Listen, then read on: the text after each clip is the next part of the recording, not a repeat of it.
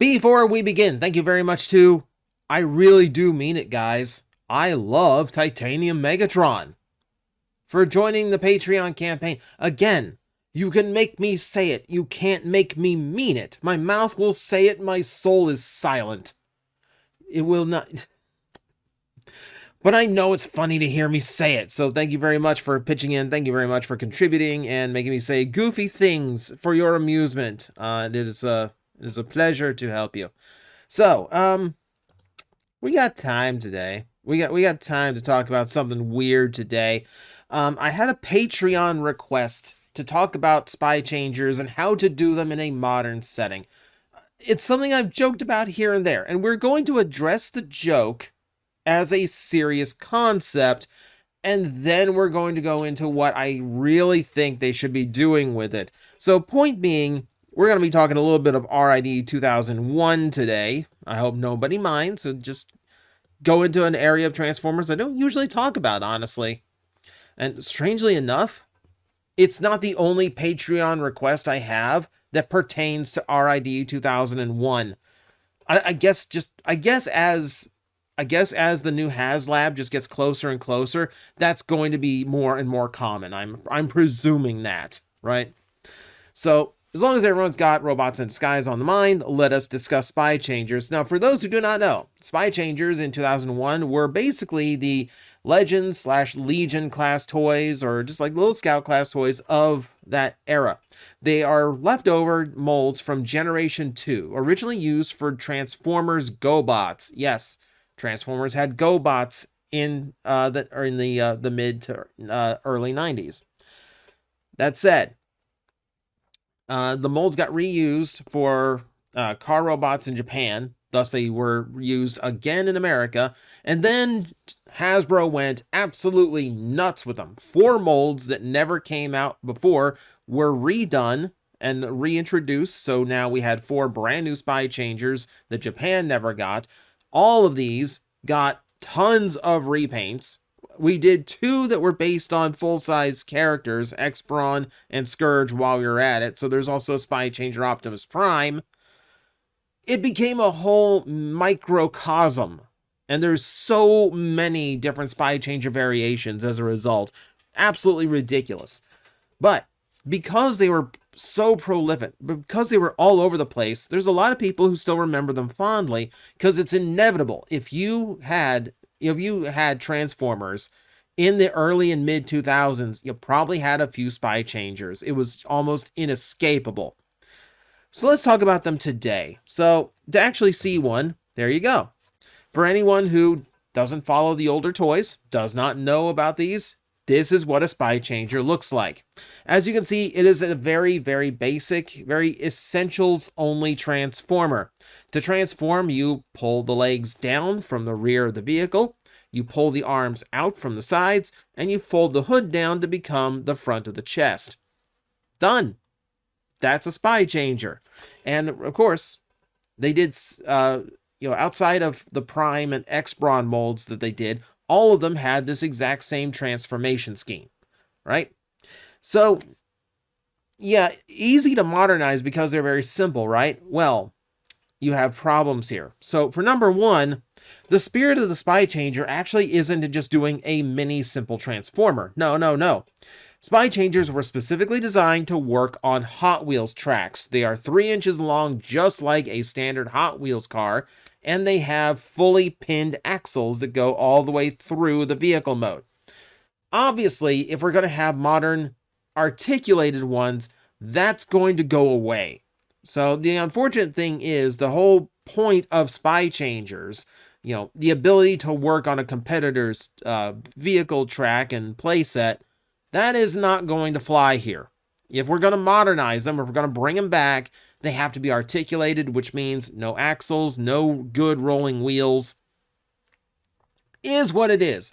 Necessary sacrifices, but for the original intention behind those molds, we do acknowledge it's going to get lost. Now, the first thought in my head when it comes to just, how do we do modern Spychangers, it's just do them. Just do them. In RID, Spychangers came 2-packed, just like a lot of Legends and Legion class toys did over the years, just like the Siege Micromasters you see on screen. Just make 2 of them, 2-pack them together, charge a price, and put them out. I can imagine they would be larger than, your typical Micromasters, because these were, what, $8 packs back in Siege? So they would be larger. The articulation would be a little bit better. I think one of the biggest things that held the modern Micromasters back is just the lack of articulation. They needed to be big enough for that. So if I'm weighing all this, I feel like that is probably the simplest solution. Just a pair of Spychangers in a 2-pack, just like the old days. They could even be the same ones they were multi-packed with in the past. And then you just give them like a $15 price point. I know, knowing what a core class transformer is and how complex it is, I'm going with 15 based on the idea that a Spychanger could be a little bit smaller than a core, and still have at least a little bit, similar articulation to a core class. But because they are all the same engineering, and because the transformation is literally 4 steps, technically 3, I think you can get away with making them a little bit more dense and a little bit more robust, and still get away with charging a little bit less. Instead of having like a 2-pack of cores, it would be $20. Drop it down to 15, nice butter zone. And it does give Generations something that's sorely lacking right now, which is an entry point. Now that the cheapest figure in Generations is going to be $25, that does make it hard for a kid who likes Transformers to get into it themselves. Though they have like they have the cartoon line of the time. Right now it's like Transformer 1 toys and Earthspark. Next year it's going to be Cyber World. And well, let's be honest, while there are some good toys in there, they aren't like the quote unquote real Transformer experience. You want them to be into those older kid lines, the adult collector lines, to go, ooh, that's a really neat toy. I can't afford a $25 toy on this allowance, but a 15 is a lot more approachable. I think it's one of the biggest flaws to Age of the Primes that we're coming up to, is the fact that there is no entry point for kids to get into the toys. It's going to be expensive no matter what. And, I think that's a mistake. That said, there is a problem to this strategy. See, as much as I like this idea, where you're dealing with 2 larger toys that are decent enough articulated, simple transformations. But there is one problem that did occur to me. And that is when I actually looked at Spychangers in the cartoon. They're about that size. Now, this is one of the hand-drawn animes. Scaling is not entirely consistent, but this is at least some idea of how big a Spychanger is meant to be. They are considered smaller than a lot of the characters in the show, but as you can see here, like if this is to scale, Scourge is like a Voyager Plus size toy. If we're going off of the Velocitron figure, so basically a Voyager class, which would have Wars here, that would mean he's just like deluxe. That would be deluxe sized. So, okay, now what? Now we have to figure out something else. Okay, so if in canon, if these are going to be show accurate, they got to be deluxe size. Well, now you're going with the joke I made a while back. So Evan from the Transformers development and marketing team, he came on stream and they were talking about the upcoming Armada Wheeljack figure that's a repaint of the Shatterglass Sideswipe, which is a retool of the Siege Sideswipe. That mold is insane. And they are perfectly aware. Evan is aware of it. His joke on screen was, yeah, we're going get ready for 20 more Sideswipes. So I made the joke, 20 more Sideswipes. I made it a whole video. And one of the things I mentioned in that video is you could basically just do Spychangers with that toy, because that's exactly how they turn out. The sides of the vehicle, like the side bulk of him kind of becomes the arms. You could retool him to where he actually has arm kibble on the sides of his arms and be even more accurate. Or like car door kibble, I mean. The underside of the vehicle, the underside of the vehicle becomes the legs, the front of the legs. The hood folds down and becomes the chest. So you could absolutely get away with that. If you want to make screen accurate, deluxe sized Spychangers, that's the mold to use. Like, at least like the basic engineering and the skeleton of it. Now, to do it at deluxe size, that is going to get very, very expensive for your Spychangers, right? That's like $150. And I feel like you can get away with having the same transformation on smaller toys because they are very quick. You know, like you're doing the same processes, but it's not like an intensive, set of instructions. I feel like once you get to a deluxe, you're going to burn out on transforming these things. If you're expected to have 6 of them, like I can't imagine like enjoying the process of transforming the 6 or so Siege sideswipes I already have. So to have an entire group that I'm expected to do that to, no, I don't think that works for me. So I think this is fun. I think it's a funny idea. And the mold certainly lends itself to the body shape. However, I don't think it's very practical to do at the deluxe size. And also, what do you do with Ironhide? Even if you like sunk the front of the chest in more, like that is still just so much chest. Even on the original toy, this thing was so unbalanced. It's so front heavy. So you do hit snags like that to deal with. But when we get to that, like that still kind of like defies my original idea. I still think Spychangers are a great option and a great opportunity to present some kind of entry-level Transformer line into Generations, whether it's Age of the Primes or whatever comes after 2 years from now. No, I feel like it needs to stay at that point. So now I'm thinking like smaller than Deluxe and its own line, rather than like 2-packing it like the old days, but individual releases. But again, I want an entry point. I want something that kind of makes a kid go, ooh, that's kind of neat. I can get into this, and try to, not only be affordable, but also like try to split the difference between the all gimmicky toy lines that kids get and the more, the more grown up, like it's pure Transformer experience, in the more expensive lines.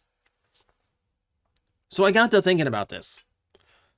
What if I use that big chest? So the one thing Spychangers all have, and that kind of gets in the way sometimes, is that really big front heavy chest of theirs. So in my head, I'm thinking to myself, what do I do with that? Rather than just like, if I'm gonna keep all of these requirements that my brain is not coming up with, what if I use it? What if I pull something like this, for instance? So this is Cyberverse Soundwave's Warrior class toy, and I actually really like this figure. In a lot of ways, I like this figure better than I like his Deluxe class toy. I feel like the articulation is lower, but the fun factor is there. The gimmick is really neat. The transformation's still satisfying. And it looks nicer. Like, I actually think that looks more accurate to the show than the Deluxe class eventually looked. So I started thinking to myself, what if I bridge the two lines, the all gimmick and the all transformation, into something that's right in the middle? Like a $15 price point figure. So it's smaller than this Warrior class Soundwave would be, but still carries enough articulation and sculpted detail to actually look like it fits in with your Generations toys and fill in that gap that the where you have no Spychangers. When we've got, RID Optimus and Ultra Magnus on the way, a new Skybite is on the way, they're giving RID some love here. So you're going to start noticing those gaps. We got a new Sideburn toy out on the shelves right now, So you absolutely have gaps to fill here. And I think this might be the way to do it. And the great thing about this is all of them can be different. It gives you something different with the Spychangers. And I think that's where the the best part of this lies, is the fact that if all of them have some kind of gimmicked chest to where, like, okay, you know, Soundwave has little minions fly out. So, like, you know, we could have, like, you know, things like this. Like, someone could have a capture claw. Like, the hood could come out this way as 2 doors, and like a little capture claw springs out. You know, or like the whole thing, or either folds up or folds down. You know, and there's like some like spinny weapon gimmick in there. You know, that's like storage for like a whole bunch of like melee or like guns or something like that. Doesn't always have to be like spring loaded thing, you know, or like a spinny thing. But just something that makes for like a fun little toy experience for a kid. You know, and because we are using that big block of a chest, that means it's not getting in the way of any of the articulation or any of the transformation function. It's entirely accurate to their original designs to have that big block chest. But rather than just being a hunk of nothing, we're going to utilize the space to make a toy that works in between the 2 lines. Perfect as a bridge and entry point into the franchise. And then the more I thought about this, the more I realized this is going to work for so much more. This is how you do modern Throttlebots too, because they have the exact same thing going on. They all have the same transformation, different than the Spychangers, but they all have a big chest that really isn't doing anything. So we could have flip out gimmicks. You know, we could have like, maybe like the armor, like pull a trick from like the Energon armor where you can open it up, pull out a helmet or something and put it on the character. Little things like that to just make it more toyetic without getting in the way of actually having just this simple version of a Throttlebot or Spychanger without sacrificing its appearance. It looks like it fits in with your Generations toys, but it has play feature, and you can pose it to be comparable, simplified. You're not going to get rotating wrists or anything like that, but just all the essentials are there. And it's good enough to stand in with your Generations toys and look correct. And still has something that makes a kid more interested in the toy. And then I started thinking we could even go farther from here. Jumpstarters could work the same way. Instead of like the block being the top or front of the vehicle, it's the back piece. It's the core of the vehicle, right?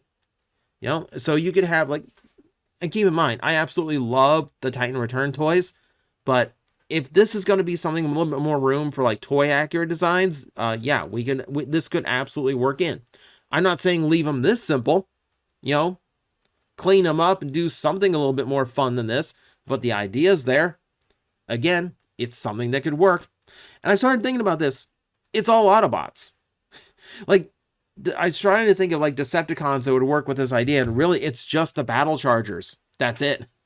And they would very much feel like the Throttlebots. It's basically the same engineering. They just changed up the spring gimmick on them.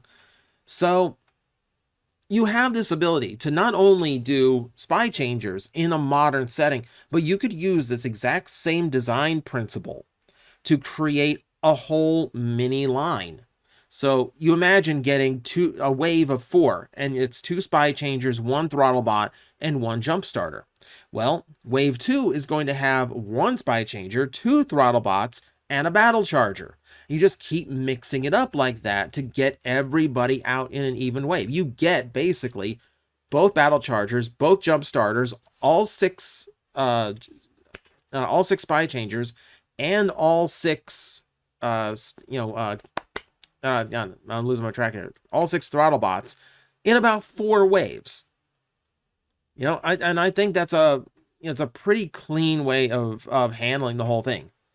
You might need a couple extra in there to make that work. We might do Diaclone for the Jumpstarters to get that extra like little notch on there, or maybe not. Where's my math? 6, 12. No. 4 waves of 4, 16 toys. I didn't even realize it was that perfect. Perfect. Yeah, you can do that in 1 year. But no, that would be the idea. That's the idea I like to get them back out again. I love the idea of like using them to bridge the gap. because it's desperately needed in Transformers. Something to get that kid who's grown out of Earthspark or cyber world and get them into the main line, the main collector's toys. That seems more fun to me. I don't know. So there's my pitch, Hasbro. You don't have anything for Age of the Primes, so you got 2 years. That's the proper development cycle for this. Get on it, because we need the entry point. We need all of these to be represented. Here's a perfect way to do it. So there you go. Let me know what you think in the comments below. Am I talking out my head like usual? I will leave that for you to decide. Let me know what you think of the idea, and thank you very much for watching. I will see you next time.